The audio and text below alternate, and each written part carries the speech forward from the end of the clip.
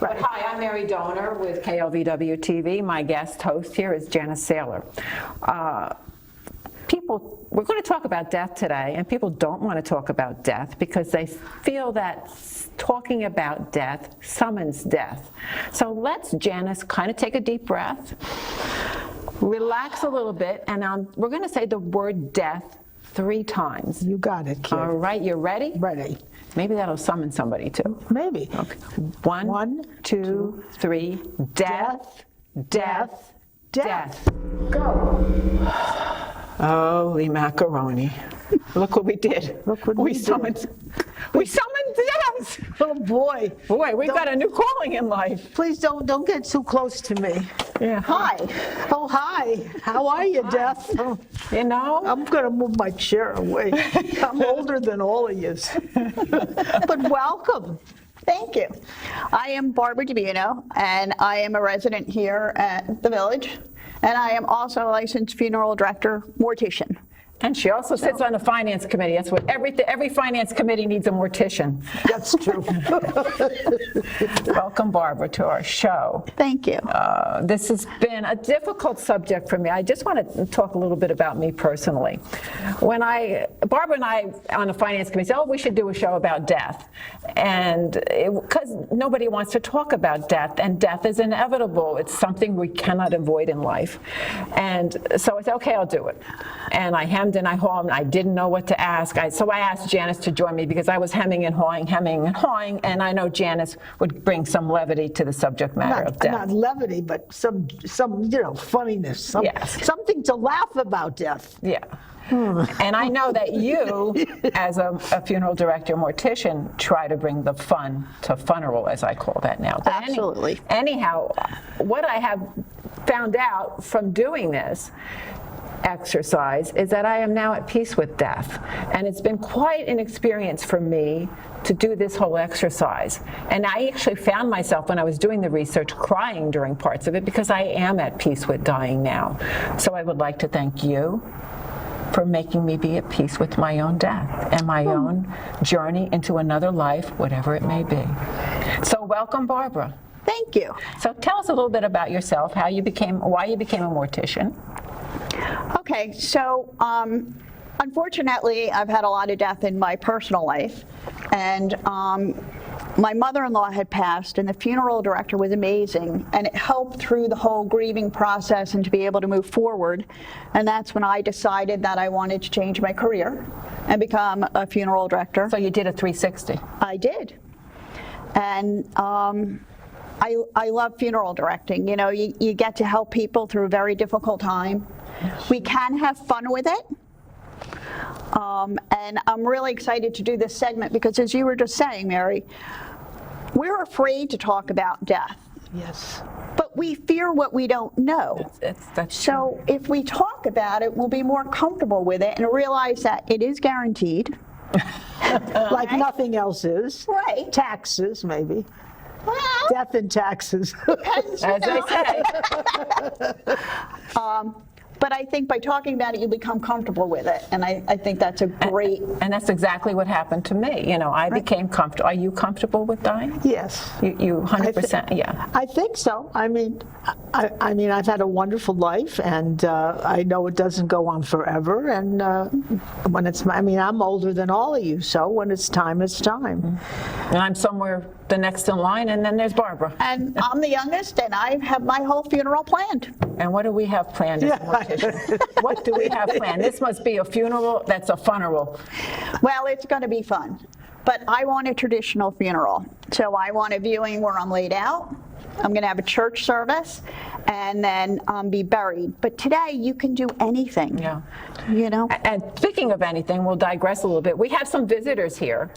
We're not alone. We have Carol. She's my best friend. She died unexpectedly, so I have the honor of having her ashes. She's always with me. And she was a Yankee fan. And a Packer fan. And she has a lovely saying on her urn.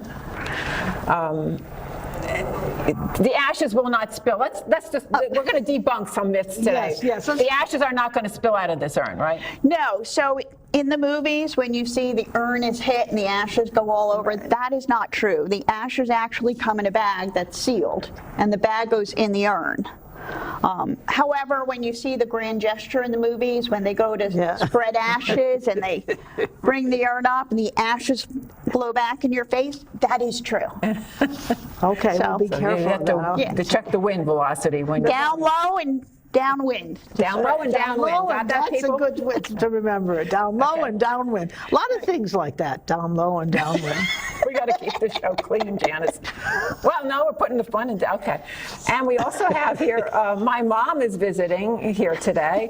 Connie Lozito, my mom. These are the things you can do with ashes. It's actually in this piece of jewelry, which I have redesigned. When I got it, it was just on a little leather chain, and then I wire wrapped mom, and orange was her favorite color. So this is another thing you can do with ashes nowadays, is make a piece of jewelry, and that person will be close to your heart. And Barbara has another Carol here is visiting us. Carol has in my ring. been put in a piece of jewelry in a ring. And since we're on this subject, there's other things you can do with your ashes, and you can go to space, can't you? You absolutely can go to space. I'm already there. You can also go in the opposite direction, down into the sea, and be made a coral reef. That's what I think I would like. How do they do that, though? So you have to send the ashes to this company, and they make a coral reef, and then they drop it into the ocean, and you get the coordinates. And then life forms around it, and the fishes eat it. You know, that's really cool. That is really cool. Now, that's very good for the ecology or whatever is. now, because I think about all that embalming fluid going into the earth. And, how does that affect the earth and everything? So most cemeteries, you actually have to go in, the casket goes into an outer burial container. And it's a concrete container that houses That's the the vault, I casket. think we used to call it. The vaults, Yeah, they're something. vaults, liners, Yeah. outer burial containers, kind of a generic name for it. And that houses the casket and hopefully Nothing. contains fluids. Because But when the there's- body's embalmed, as you explained to us earlier, we met before so I could get over, Janice and I met with Barbara, we could get over our little, explain a little bit about embalming first, and then we'll go into. So the main purpose of embalming is actually disinfecting. So if you are going to have a viewing, it is state law that you must be embalmed. If you're not going to have a viewing or you're being cremated, you don't need to be embalmed. And it's just formaldehyde that's put into your body. It replaces your blood. Some cemeteries, if you're going into a mausoleum, they do require embalming. And that's something that your funeral director would be able to tell you. They know, what's And required. speaking of embalming, Oh boy. tell me a little bit about, we're going to show a photo of this gentleman who dates back to 1895, Stone Man Willie. So tell me all about Stone Man Willie, and Mike will show the photo on the screen. So Stone Man Willie is actually up in Reading, Pennsylvania. He's actually one of the funeral homes I represent. I work for funeral homes that are branded under Dignity Memorial. And we have a couple thousand funeral homes throughout the United States. So Stone Man Willie was actually a test case when they first started embalming. And the funeral home offered to embalm this person, Stone Man.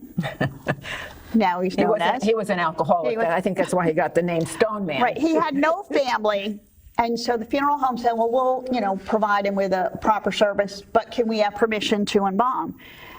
And it actually mummified him.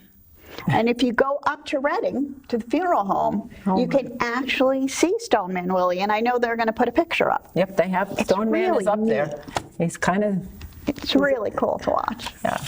Well, I have to put some humor in here. Okay.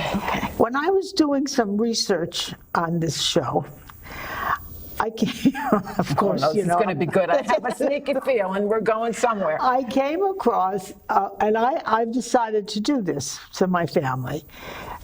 You record something before you die, and at the funeral, that they play the recording, and so they're going to be burying you while you're screaming at them. You aggravated me all my life. You made me crazy, and now you're crying. Stop crying. I don't want to see you crying. And I think that's a wonderful thing. Do they know you're going to do this, or you? No, no, they Well, don't. now they're going to know.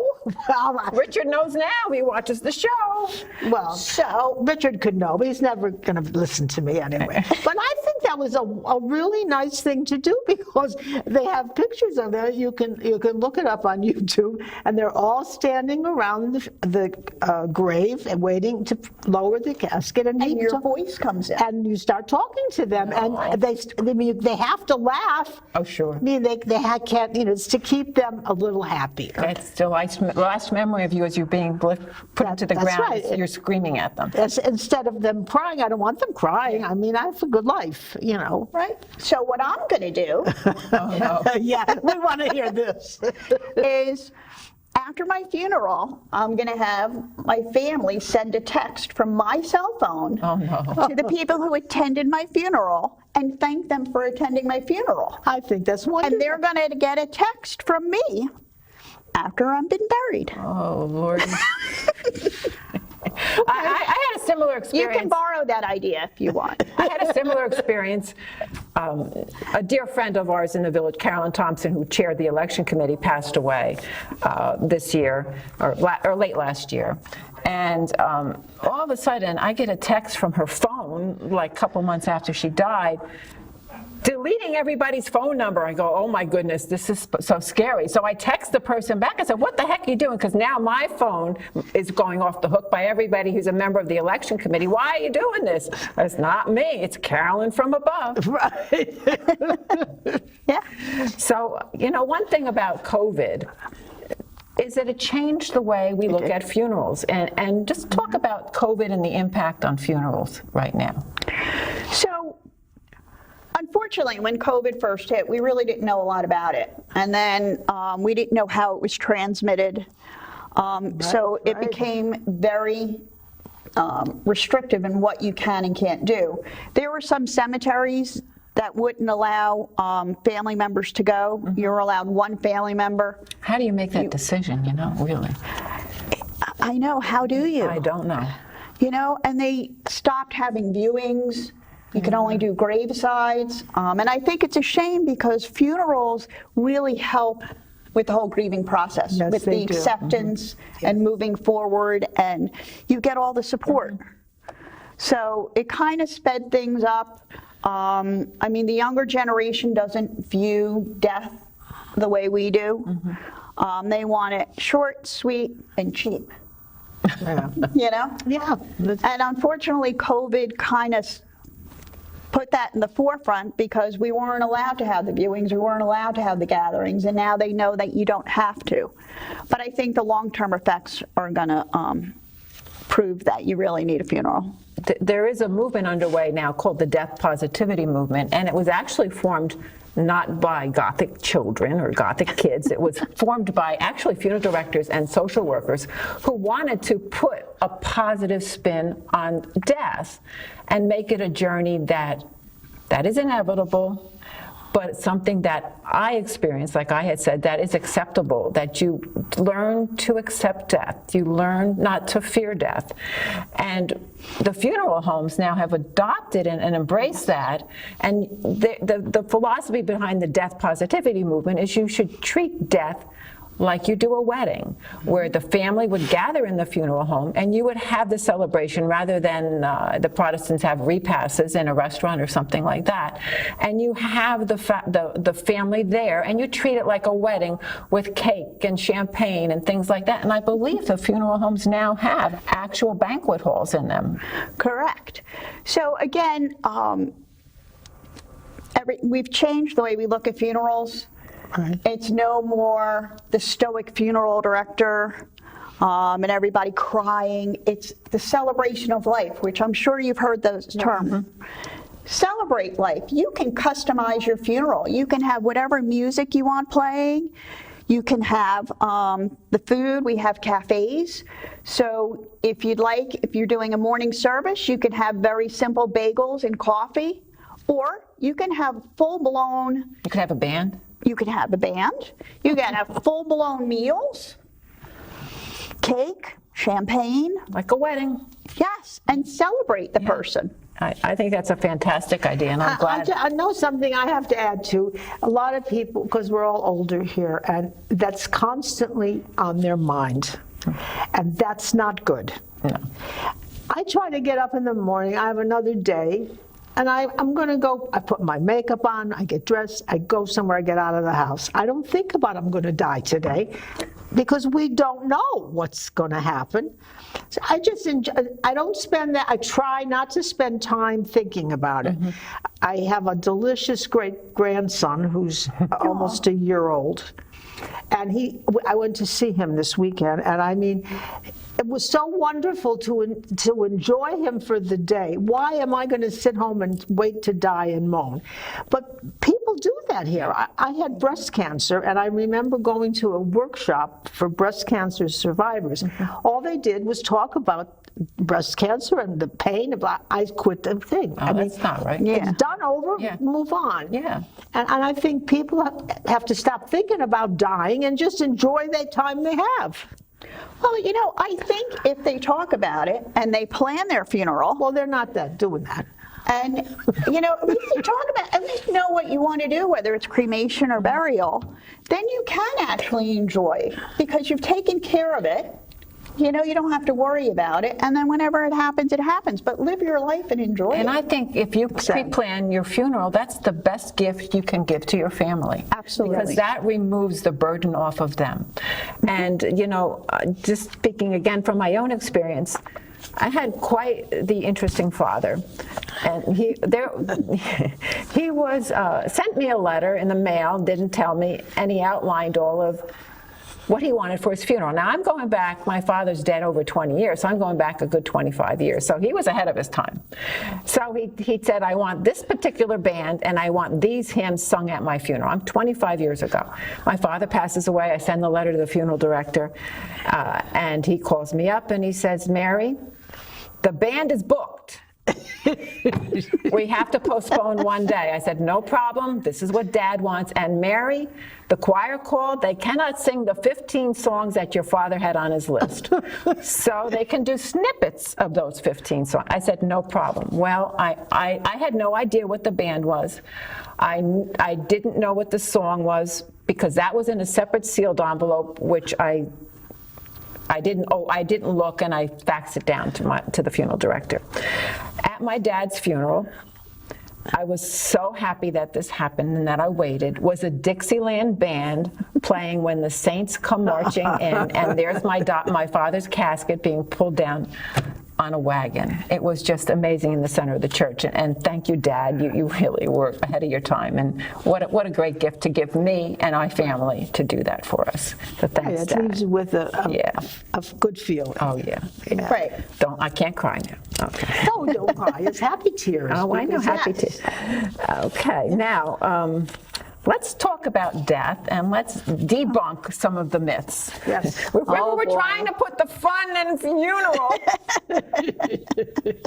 Many of us here at this table, and I'm sure many of our audience, are under the belief that when one passes, one's body excretes things, if you get my drift. Yeah, we got it. That is a myth, and it is not true. It's not true. It is not true. Oh, okay. Any other myths we want to debunk? You know, there are certain myths that the body will sit up unexpectedly. That's also a myth. But it can move. Can the muscles like tighten up or something? No. You've never had that happen? No. Although you did tell us that little story about, you want to just recap that story? Yeah. Yes, go ahead. So there is the truth about the death rattle, and that's your body still has air in it. So when you move the decedent, the air is expelled and it does make a noise, and they termed it death rattle. Now, for my people that are Jewish, I was asked the question, because the Jewish people do not believe in embalming, correct? Correct. But one of my Jewish friends But wants tell to, them why. I don't know why I'm not. Tell me why, Janice. Well, I don't really know why. I can tell you why. Oh, good. Yeah, but someone said but I know they bury their dead the next day, so they really don't need it, right? Well, that's part of it, but in the Jewish religion, they believe you should leave this world as you came in, which is whole. So in embalming, you remove fluids, so therefore you're not whole. Oh. And that's why they don't embalm. Okay. So if this Jewish lady and woman and husband would like to be embalmed, Okay? can they be buried in a Jewish cemetery? Today, I would say, Yes, embalmed, I'm sorry. yes. Today, I would say most cemeteries are okay with it, but again, it's up to the cemetery. There are certain Jewish cemeteries that are very strict, and they adhere to no embalming, no tattoos. Yes, I'm not going to. They won't let me in. But again, Story it's of my changing. life. They never let me in. I'm used to that, so it's okay. It's okay. Are there any other myths? I don't know. I'd have to ask you. Yeah, what is it that people come in and you get shocked at, like the questions they might ask you, and how do you handle the person that comes to you that his spouse has passed away? I mean, how do you personally handle them? Because I'm going to you. Well, thank you for that. Okay. And I want to see you for a long time on that aspect, but. Okay, me too. So you got yeah. two. We got some business here. Thank you. So I actually lost my spouse. I understand it. I understand the grief of losing a spouse. Parents, family members, spouses' grief is way up here. It must be harder for a mortician to grieve than anybody else because you're surrounded by death, but that's just my thought. But go ahead. I Yes and no, interrupted you. Okay. but that's okay. Okay. So I understand it, and a lot of times, especially if a spouse comes in and they're struggling, I just quietly let them know, I get it. I lost my spouse. And then when they see that I'm sitting there and I'm moving on and I'm functioning, they realize they can do it too. So it makes a big difference. So you're a good example. You really are. Unfortunately. Yeah, I mean, it's a sad situation, but Right. They said the more death you experience, the better funeral director you become. I'm the best I want to be. I don't want to experience any.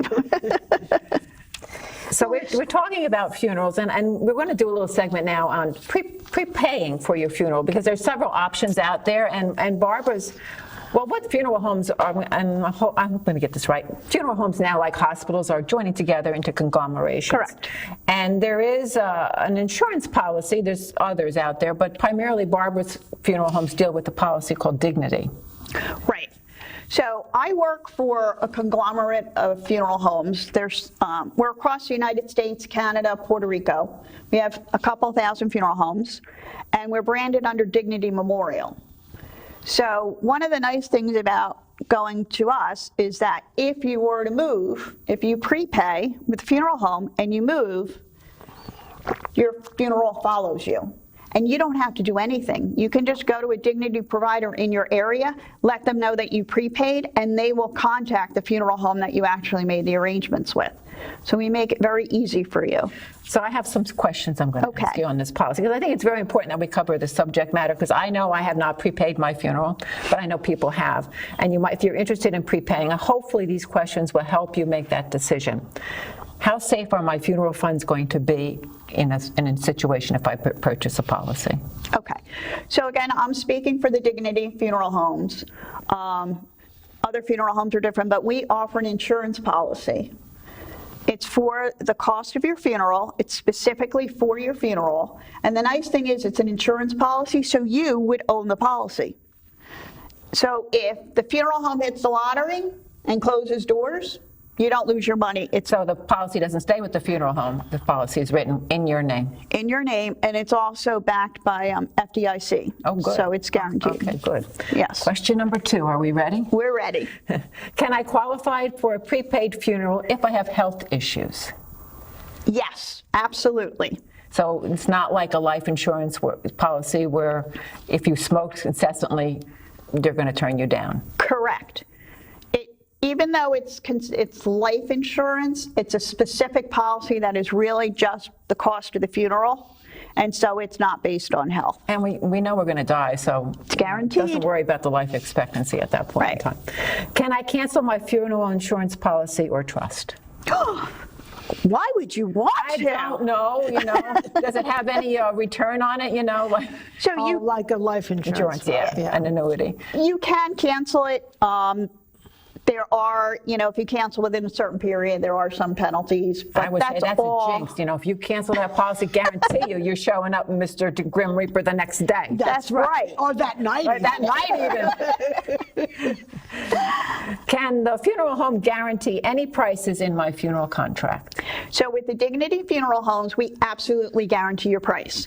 So you pay today and you die in 10, 15, 20 years from now, you don't pay any more. Your price is guaranteed. And the price is based on what you want at your funeral. Correct. All right. You can pick everything out. You All can the pick, options you may choose, like buying a car, you're going to buy all these options. Yeah, your flowers, your hymns,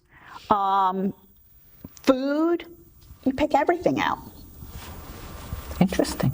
Yeah, And it's going to be guaranteed for. guaranteed. Now, you said some of the homes have cafes in them? Correct. So you can actually have a memorial service there, correct? Yes. If you want to. And have the whole Yes. shebanging. You can, all in one location. Yeah. How often will I receive correspondence from my account administrator, which I assume is who's ever managing the insurance policy? Correct. So once a year, because it does grow interest, and that will just help offset some of the costs that are not guaranteed. Okay. There are 3 sections to funeral expenses. Wait a minute, the costs that are not guaranteed? Yes, We have some of those, Ms. Death? we do. Uh-oh. So there's 3 sections. First is the funeral home charges, and that's what we do for you, the types of services you want, getting, paperwork, permits. Then you have merchandise, urns, jewelry, caskets. And then we have what are called third-party expenses, and those are what we don't control. So those are your death certificates, which are issued by the state. The cemetery, they have their own opening and closing charges. Churches, Obituary's not in there, right? obituaries, rabbis.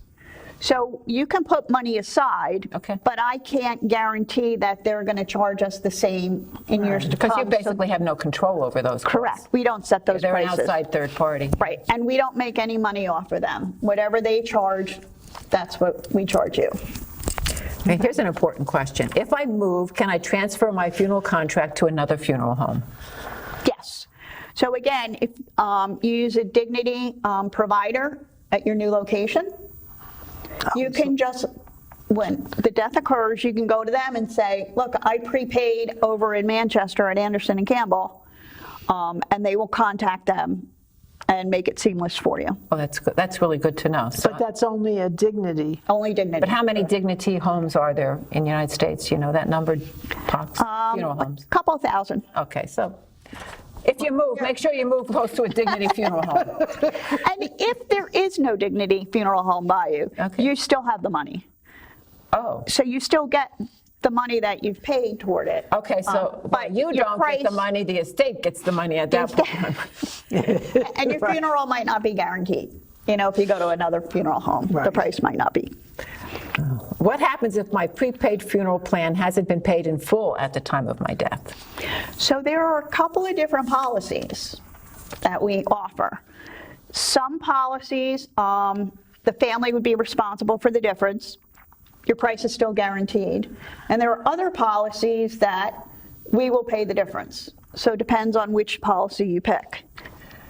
I think we're done with the prepaid policy, but now I need to move into this form that you have on the table, because for me, this was most important. I have no children, so when I pass, I have 2 nieces, and these 2 nieces are going to be responsible for determining assuming my husband has passed and my brother, but say they've passed, and so my direct relatives would be my nieces, and they would have the decision as to what to do with my remains and my funeral. Now, I talk to my nieces once in a blue moon. Right. All right, but let's talk about this form and how we can help this whole process. Okay.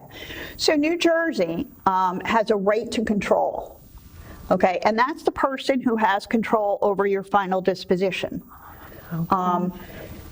It goes in a specific order, so spouse, then it would be children, parents, siblings, then other relatives. So your legal next of kin is the closest relative that's living. Right. They have the control over your funeral. So when a spouse passes, you have a surviving spouse, they make the decisions. However, if you want to be cremated and your spouse doesn't want to cremate you, we cannot cremate you. Wow. And the opposite is true. If you want to be buried and your spouse or your legal next of kin say, no, I'm just going to cremate, they're going to spread the ashes on our 5-foot area. Boy, it's going to grow nice. Is that in the resident handbook? Is that in the resident's handbook? Don't recommend it. But if they decide they're going to cremate, we legally have to cremate. So there's a form that you can get from the state, and it's an advance directive, or I'm sorry, it's a right to control, and you can name a person, and this person on this form has ultimate control over your funeral. So if you have somebody that you trust that they know are going to follow your wishes, then you can name them. Yeah, because there's specific rules, and you need it to be witnessed by a couple people. It has to be notarized. And even if you have a spouse and you put somebody else on this form, your spouse has no say in the matter. Right. That could make some interesting discussions when you're gone. Right. And this is important too. If you're in a relationship and you're legally not married, but you've been living together with the person for 20 years, they have no say in your funeral. Wow. So that's really important. So let's make sure we get the link, and we'll put that on Right. the screen for the audience. And granted, I mean, your family, you know, you trust them, you get along with them, you share what your wishes are, they will honor your wishes, and you don't necessarily need the form if you trust them. And one other thing I'll say, I know, trust is the big word. Yes, yes. With cremation in New Jersey, you need the majority of your next of kin to authorize the cremation. Oh, if you have a big family, that could be, you could Correct. be on ice for a while, for lack of a better word. So you're Correct. saying if I pass away and I have 3 children, 2 of the 3 have to sign to say, we're going to cremate you.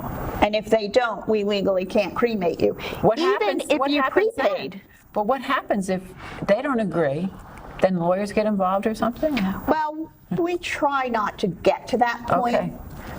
but that's why it's the majority. So the majority of the next of kin, and then it becomes an internal battle. oh God, you don't even shouldn't die. There's just so much going on. And also, in my research, I came across a site called the Funeral Consumer Alliance, and that's a great site to go through. I came across it through doing my research on AARP, and that has a lot of drop-down menus and great information. Well, I think we could wrap it up now. Janice, you have Yes. anything to say? No, I just know when I'm gone, I want her to take care of me because she's such a Thank you. sweetheart. You know, she I is. will. I realize how different it is today than it was years ago, where everybody's got this face down and they're walking you through. And I mean, Hey, someone. I'm Italian. We're going to have a party. Absolutely. Your funeral's going to be so much fun. Oh, yes, I'm going to have a recording, and I'm going to curse at them all. I mean, it's going to be wonderful. So everybody, thanks for coming in here today. You have to thank you. Thank Thank you, you. Barbara. And we're going to close the show with a video because we want to put the fun in funerals. Yes. And just, it's a short 3-minute video, and you could see in this video how several people, while they were alive, put the fun in their funeral planning. So thank you, Barbara, thank Thank you, you so Janice. much. Thank I you. hope we eased your mind a little bit about the inevitable. Thank you very, very much again for joining us today. When Aretha Franklin was laid to rest, it was a funeral fit for the Queen of Soul. 8 hours of tributes, performances, and outfit changes for each day she laid in repose. Her family saying they were just trying their best to RESPECT what the singer herself would have wanted. And more people are thinking about just that, what they would want when they move on to the great beyond. whether unconventional or something much simpler. I would like to gather my girlfriends and have them divvy up my earrings, you know? Kyle Tevlin founded I Want a Fun Funeral. Why aren't we doing this every time somebody dies? She runs a growing number of workshops to teach people how to plan a post-mortem party. It's different for everybody. That's like the main thing. And it's born out of people saying, I don't want people crying at my funeral. She's already started a playlist for her own funeral. She says the most important thing is whatever you choose is personal. I am bound and determined to have people get up and do impressions of me. And if you don't curse in the first minute, I'm going to assign somebody to ring a bell and you have to sit down. 'Cause I'm kind of a saucy Irish Catholic girl. In a society that cites religion as less and less important in their daily lives, funerals are seeing a transformation. A recent consumer study found a 10% decline in those with interest in a religious service. And half of respondents said they'd attend a non-traditional service. It seems the options are limitless. A giant trivia contest where they're just shouting out the names of the movies. It's creative, it's meaningful, it's uplifting, lighthearted, because I feel like that's what people want to be remembered by. As Kyle tells people, there's a lot to think about, from what to wear to where your remains would go. No longer is the cemetery the only option. Ashes have been sent to space, made into jewelry, even artwork.